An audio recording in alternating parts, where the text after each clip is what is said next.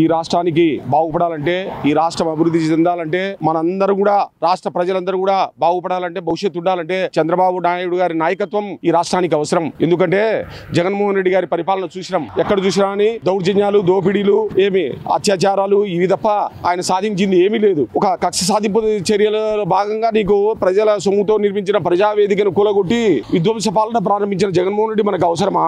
ఇటువంటి రైతులను గాని, కార్మికులను గాని, నిరుద్యోగులను గాని, ఉద్యోగస్తులను గాని ఏ రంగాన్ని ఆయన బాగుపరిచినాడో చెప్పమనండి. ప్రతి సంవత్సరం జాబ్ క్యాలెండర్ అన్నాడు. ఈ రోజుకు ఏమే గాని అటువంటి ఆ ప్రయత్నం చేయలే. నిరుద్యోగులను మోసం చేసినాడు. రైతులకు నీకు అన్ని కూడా వాళ్ళకు గిట్టుబాటు ధర కల్పిస్తానన్నాడు. 3,000 కోట్ల రూపాయల ధరల స్థిరీకరణ అన్నాడు. చేశాడా? లేదు. మళ్ళా వాళ్ళకు మోటార్లకు మీటర్లు పెట్టి వాళ్ళ మేడకు ఉరితాడు బిగిస్తున్నాడు. అలాగే కార్మికులకు ఇసుక అందనంత రేటుకు తీసుకెళ్లాడు. ఆ రోజు చంద్రబాబు గారు ఉచిత ఇసుక విధానాన్ని అంటే దాన్ని ఎన్నో విమర్శలు చేశారు, అవినీతి అన్నారు. ఈ రోజు ఒక ట్రాక్టర్ 7,000 రూపాయలకు అమ్ముతా అంటే అవినీతి జరగడం లేదా? కార్మికులు అసలు ఇసుక వలన భవన కార్మికులు అందరూ రోడ్డు పాలైనారు.